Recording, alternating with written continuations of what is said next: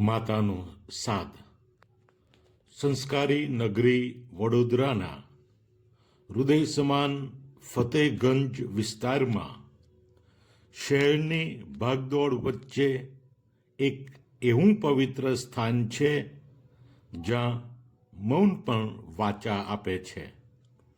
એક એવી જગ્યા જ્યાં એકલવાયા લોકોને સાથ મળે છે અને ભૂલા પડેલા લોકોને ઘર.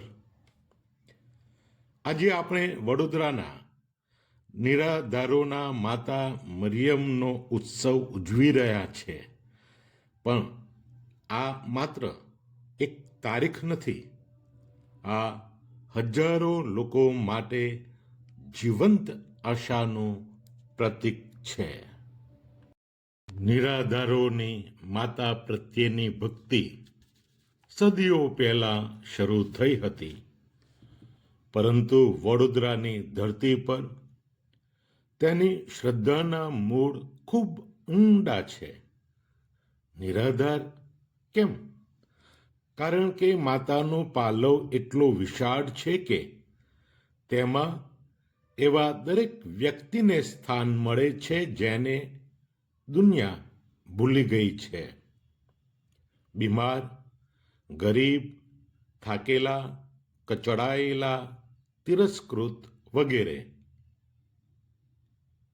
વડોદરાના આ મંદિરની ખાસિયત તેની વસુધૈવ કુટુંબકમ એવી ભાવના છે.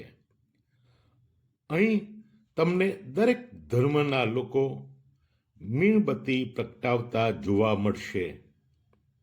માતાનો પ્રેમ ધર્મ કે જાતિના બંધનોને ઓળખતો નથી. જ્યારે નિરાધારોના માતાના ઉત્સવનો દિવસ 26 જાન્યુઆરી આવે છે, તે દિવસ પૂર્વની 9 સંધ્યાઓ ભક્તિમય બની જાય છે. ચારે બાજુ ફૂલોની સુવાસ અને દિવ્ય સંગીતથી વાતાવરણ દિવ્ય બની જાય છે.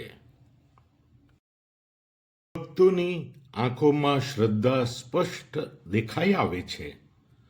કોઈ દાદી પોતાના પરિવાર માટે પ્રાર્થના કરે છે, કોઈ વિદ્યાર્થી માર્ગદર્શન શોધે છે, કોઈ અજાણ્યો મુસાફર શાંતિ માટે આવે છે.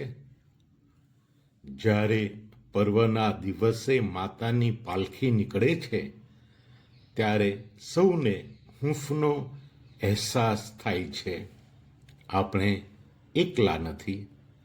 આપણને કોઈ જોઈ રહ્યું છે, આપણને કોઈ સાંભળી રહ્યું છે. તમે જ્યારે પણ તમારી જાતને નિરાધાર અનુભવો, ત્યારે યાદ રાખજો, નિરાધારોની માતા તમારી પ્રતીક્ષા કરી રહ્યા છે.